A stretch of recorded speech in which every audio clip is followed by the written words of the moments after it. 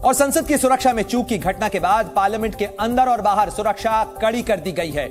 आज संसद के अंदर जाने वाले सभी जो लोग हैं उनके तमाम सामान की भी चेकिंग की जा रही थी, लोगों की जो फ्रिस्किंग है वो की जा रही थी। वहीं संसद भवन में कौन किस गेट से एंट्री करेगा इसको लेकर भी नियम सख्त कर दिए गए हैं। यानी वीवीआईपी एंट्री भी कहां से होगी, किसकी एंट्री किस जगह से होगी, कौन से द्वार से होगी, ये सारी चीजें मुकम्मल की गई हैं, सुनिश्चित किया गया है ताकि कोई और दूसरे द्वार से जो चहलकदमी है वो न कर सके, वहां से अंदर दाखिल ना हो सके।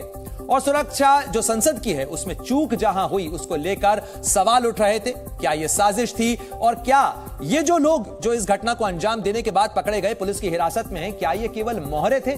आज देश हित में हम आपको 6 राज्यों से पूरी जानकारी देंगे, लेकिन सबसे पहले देखिए कि संसद की सुरक्षा में चूक के बाद कौन कौन से बड़े एक्शन लिए गए हैं, क्योंकि यह मामला बहुत संजीदा है और अब तमाम सबूतों को जोड़ा जा रहा है। और देखिए, हम आपको बता देते हैं कि संसद की सुरक्षा में लापरवाही बरतने वाले सचिवालय के 8 कर्मचारियों को सस्पेंड किया गया है। यानी किस तरीके से एक्शन लिया गया है वो हम आपको बता रहे हैं। इसके अलावा गृह मंत्रालय ने सीआरपीएफ के डीजी अनीश दयाल की अध्यक्षता में एक जांच कमेटी भी बनाई है। यह जांच कमेटी पड़ताल करेगी, जांच करेगी कि आखिर सुरक्षा में चूक कहां हुई, कैसे हुई, कौन कौन से वो लोग हैं जो इसके लिए जिम्मेदार हैं, साथ ही आगे सुरक्षा के किस तरीके से फुल प्रूफ इंतजाम किए जाएं, ये भी सिफारिश ये कमेटी करेगी।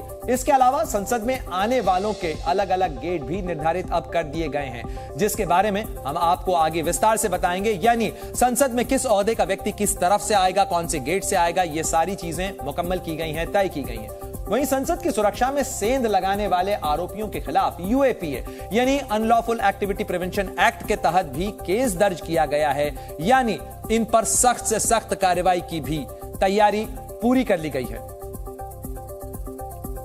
और देश की राजधानी दिल्ली में देश के 5 अलग अलग राज्यों से कुछ लोग आए। 3 स्तर की सुरक्षा को भेद कर संसद तक ये लोग अंदर दाखिल हुए और उसके साथ साथ इन लोगों ने एक सोची समझी साजिश के तहत इस हंगामे को, इस धुएं कांड को अंजाम दिया। हालांकि सवाल इस चीज को लेकर बरकरार है कि क्या इसका कोई मास्टरमाइंड भी था, क्योंकि ललित झा नाम का एक शख्स इसमें फरार है। ये वो शख्स है जिसने इस घटना का जो संसद के बाहर जिस तरीके से हंगामेबाजी करने की कोशिश की गई, धुआं का जो स्मोक क्रैकर है उसे चलाने की कोशिश की गई, उसका वीडियो भी बनाया। कैसे कैसे हंगामे की प्लानिंग रची गई, आरोपियों का असली मकसद क्या था और किस तरीके से अलग अलग राज्यों से इन लोगों को लाने के बाद इन्हें दिल्ली के अंदर इस साजिश के लिए उकसाया गया, कैसे इसकी पूरी प्लानिंग हुई, हम आपको 6 राज्यों और 7 शहरों से अलग अलग डिटेल्स के साथ में रिपोर्ट बताएंगे, क्योंकि हमारे 10 से ज्यादा संवाददाताओं ने ग्राउंड पर जाकर इन तमाम तथ्यों की, इन तमाम जानकारियों की पड़ताल की है।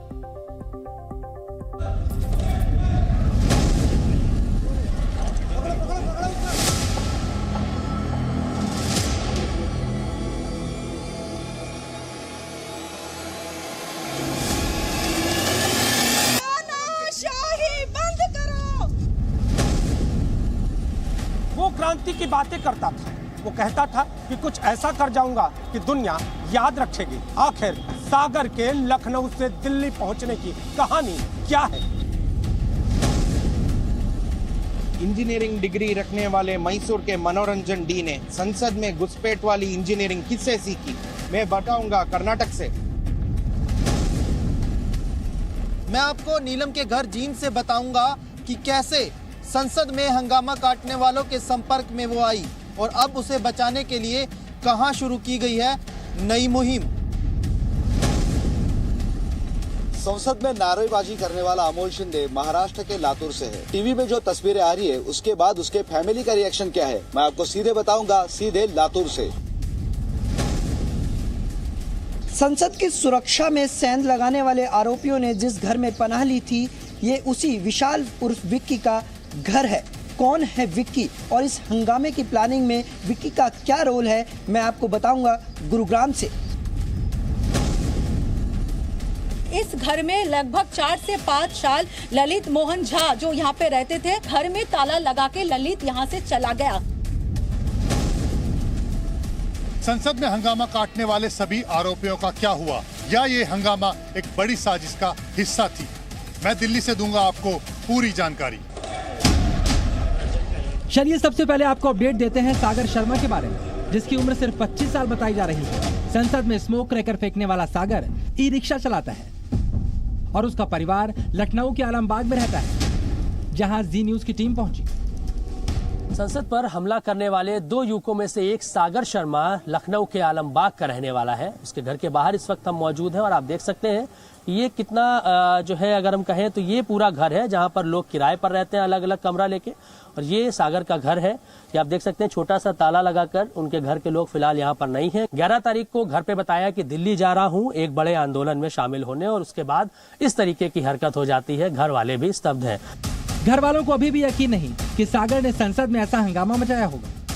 पता नहीं क्यों किया ऐसे, क्योंकि हम लोग तो ऐसे ही रह रहे हैं शुरू से ही, आम लोगों की तरह। कोई काम भर की कमाई हम लोगों की कोई, और शुरू से हम लोग यहाँ ऐसे, और ऐसी कोई बात होती है वैसा मेरा बेटा होता तो आज हम यहाँ पे ना होते। लेकिन सागर, जिसकी पढ़ाई बहुत ज्यादा नहीं हुई है, जो ई रिक्शा चलाकर रोजी रोटी चलाता है, वो सोशल मीडिया पर क्रांतिकारी पोस्ट डाला करता था। सोशल मीडिया पर अगर उसके प्रोफाइल में लिखे संदेश को पढ़ा जाए तो वो बहुत कुछ बयान करता है। सागर के प्रोफाइल में लिखा है, मेरा सपना है, मेरी दौलत है, इतिहास लिखूंगा, आया हूँ दुनिया में तो कुछ करके मरूंगा। अच्छा, उसके जो फेसबुक पोस्ट है, स्टेटस हमने देखा व्हाट्सएप पर, वो क्रांतिकारी टाइप की बातें करता था कि मैं कुछ ऐसा कर गुजरूंगा, इतिहास रच दूंगा, इस तरीके की बातें वो लिखता था। आप लोगों ने कभी देखा था उसका सोशल मीडिया की वो ऐसा लिख रहा है, क्यों लिख रहा है? सर इतना देखने का वक्त नहीं रहा मुझे, मैं बता नहीं सकता इस बारे में। चलिए अब आपको संसद के अंदर स्मोक क्रैकर फेंकने वाले मनोरंजन डी के बारे में बताते हैं। मनोरंजन डी के पास इंजीनियरिंग की डिग्री है और वो कर्नाटक के मैसूरू का रहने वाला है। संसद में स्मोक क्रैकर फेंकने के बाद उसके घर में सुरक्षा एजेंसियां पूछताछ के लिए पहुंची। किसान परिवार ने अपने बेटे मनोरंजन को इंजीनियरिंग करवाई थी, लेकिन अब पिता भी अपने बेटे की हरकत पर शर्मिंदा है। मैसूरू में रहने वाले मनोरंजन डी के घर को गए थे और कुछ जानकारी भी हासिल की।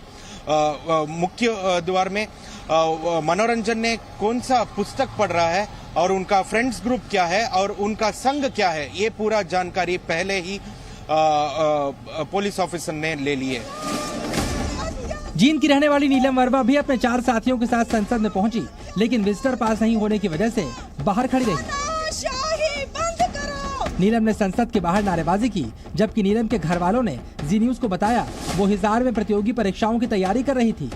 कई डिग्रियां उसके पास थीं, लेकिन नौकरी नहीं। वो दिल्ली तक क्यों और कैसे पहुंची, परिवार को नहीं पता। कोई बातचीत नहीं हुई हमारी तो। और नई धारा भी जोड़ी है इसमें, मतलब आतंकवादी धारा लगाई है, पता है आपने? ना जी, कोई पता हमने। तो क्या कहेंगे जब धारा जोड़ी है, पुलिस ने, प्रशासन ने कार्रवाई करी है? हम तो न्यू कमांगे लीलम इसा कदम कदम नहीं उठा सकती। नीलम किसान आंदोलन में भी सक्रिय रही। चंडीगढ़ में एयरपोर्ट रोककर बैठे प्रदर्शनकारियों से भी मिली। परिजनों का कहना है कि किसान आंदोलन में तो पूरा गांव शामिल था। किसान आंदोलन में तो सारा गांव क्या, मेरा घर था, मेरा परिवार है जो, वो भी साथ में था उसके। किसान आंदोलन में सारे गांव इकट्ठा था हमारा। किसान आंदोलन तो सभी के लिए एक समान है। इस बीच जींद में नीलम की रिहाई के लिए प्रदर्शन शुरू हो गया है। नीलम की रिहाई के लिए पंचायत भी बुलाई गई। जी मीडिया की टीम महाराष्ट्र के लातूर के उस गांव भी पहुंची, जहां के रहने वाले अमोल शिंदे ने नीलम के साथ संसद के बाहर स्मोक क्रैकर छोड़ा और नारेबाजी की। सफलता न मिलने की वजह से वो फ्रस्ट्रेशन में था, ऐसा उसका परिजनों का कहना है, और उसी वजह से निराशा में शायद ये जो कांड उसने संसद में किया है वो हुआ होगा, ऐसे उनके घर वालों का कहना है। अमोल एक बेहद गरीब परिवार से ताल्लुक रखता है। परिवार ने कैमरे के सामने तो कुछ नहीं बताया, लेकिन जी न्यूज को जानकारी दी वो फौज में जाना चाहता था और इसके लिए तैयारी भी कर रहा था। वो तैयारी कर रहा था पुलिस रिक्रूटमेंट की। पिछले 5 सालों से वो प्रैक्टिस कर रहा था। कुछ एग्जाम्स उसने दिए, लेकिन उसमें उसको सफलता नहीं मिली। उसके बाद वो फ्रस्ट्रेट हो गया और अपने माँ बाप को वो ये फ्रस्ट्रेशन की कहानी भी सुनाता था, लेकिन वो कुछ ऐसा करेगा, दिल्ली में जाएगा, ऐसा उन माँ बाप को कभी भी नहीं लगा। इसके अलावा पूरे मामले में मास्टरमाइंड बताए जा रहे और फिलहाल फरार चल रहे ललित झा का कोलकाता से कनेक्शन सामने आ रहा है। ललित झा ने ही हंगामे का वीडियो अपलोड किया था और बाकी साथियों का फोन लेकर भागा था। कोलकाता से भी ललित 1.5 साल पहले फरार हो गया था।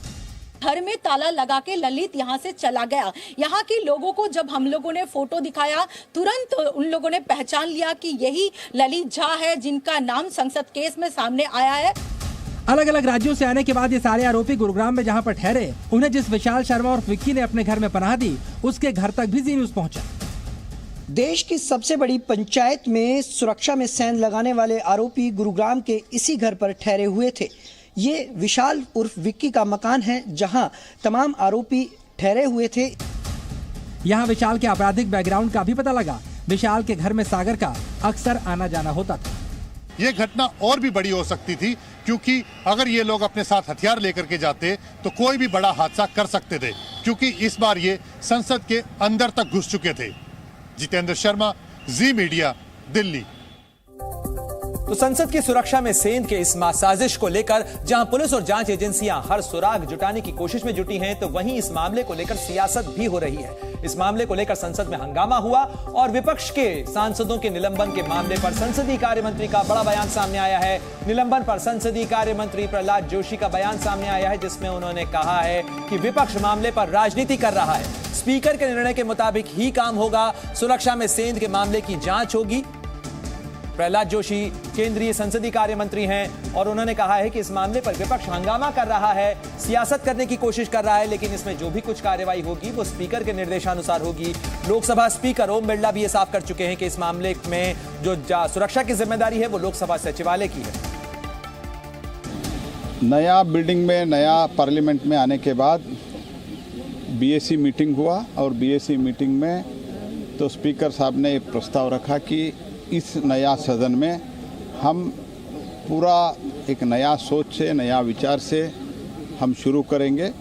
इसलिए कोई भी इसमें प्ले कार्ड, जो हिंदी में तट्टिया बोलते हैं, वो तो नहीं लाना है। अगर लाते हैं तो तुरंत कार्रवाई होगा, ऐसे माननीय स्पीकर ने विषय रखा और सब ने इसको स्वीकारा है। नोबडी हैज़ अपोज्ड कि हम ये तो नहीं करना चाहिए, हम लाते हैं, लाने का नौबत आता है, वो भी नहीं कहा है, उन लोगों ने स्वीकारा है। तो ये यूनानिमस डिसीजन, बीएसी का पहले मीटिंग में यूनानिमस डिसीजन हुआ है इधर।